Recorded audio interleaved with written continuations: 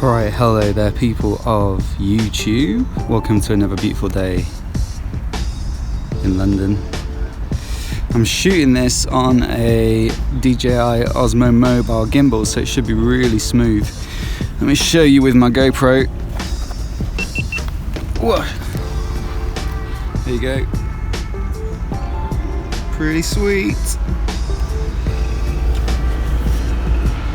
We just stopped off in Regent's Park and I thought I'd run through some of the mods I've made on my bike so far, and I'll start from front to back.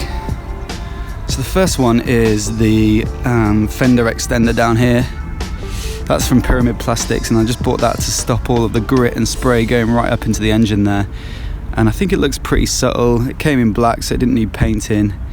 I think it's just a nice little extra. It doesn't stop all of the grit going onto the engine. It still gets really dirty, still really hard to clean when it's winter, but it's decent. Second thing I've added here is these bar end mirrors, which I think make the bike look a little bit more sleek and sporty. The original mirrors were on really long stalks, so they stuck up quite a bit and look goofy, whereas these are great. And also it means that when you're riding in traffic, if you're going past vans with big wing mirrors sticking out, you can sneak underneath. So for filtering, they really help as well, and I think they look way better. Also, the front I fitted these Shorty brake levers, which I think look great as well.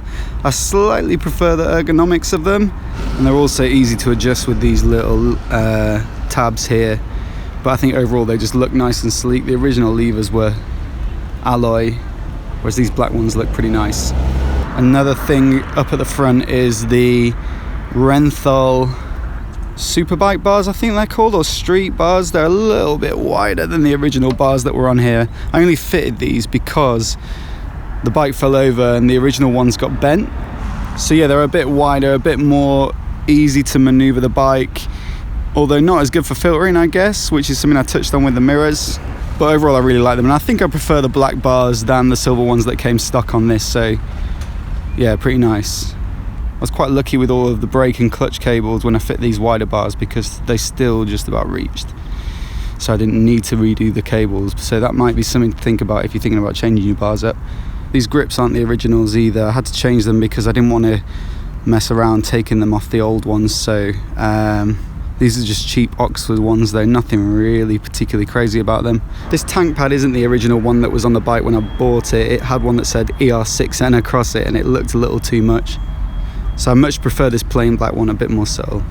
And I've also got a couple of GoPro mounts dotted around the bike. Not really a mod, but they're definitely pretty cool for a different perspective when you're out filming.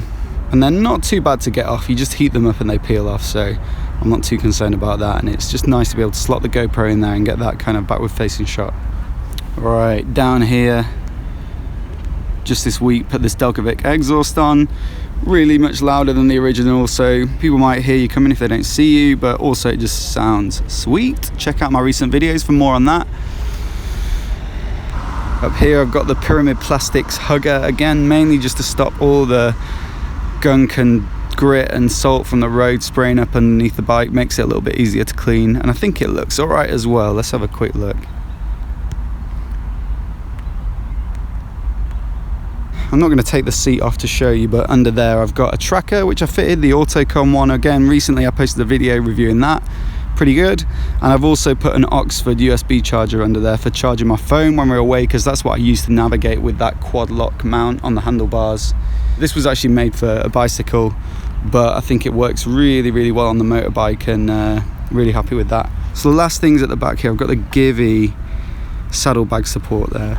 Stop the bag swinging around when we go away for the weekend. So those are pretty good, but they're actually handy for hooking a cargo net onto if you ever want to strap anything to the back. And also when it has fallen over, they've actually protected the bodywork a bit. So for 30 quid, it doesn't look the best, doesn't look very sporty or sleek, but I think I'll leave that on there for now. And then not so much a mod as an unmod, but this bike actually had a tail tidy on it when I bought it, which made things look a little bit more sleek at the back. But I had to find on eBay the original tail from Kawasaki and fit that instead to attach the Givi bag supports. But also if you're riding with a pillion in the rain like we've got today, then it can help to stop them getting sprayed all the way up their back, which does help. So yeah, I had to put that on for the rack, but I think in terms of pillion riding, it makes things a lot more pleasant. So that's the mod so far. Sporty up front with the bar ends and sporty brake levers, but practicality at the back with the rack and the longer mudguard. I think it would look cooler without those and with the tail tidy, but it's much better when you're doing a bit of short touring or weekends away. Anyway, any suggestions for nice little cheap mods that might improve this bike, please do leave them in the comments below. That would be really cool.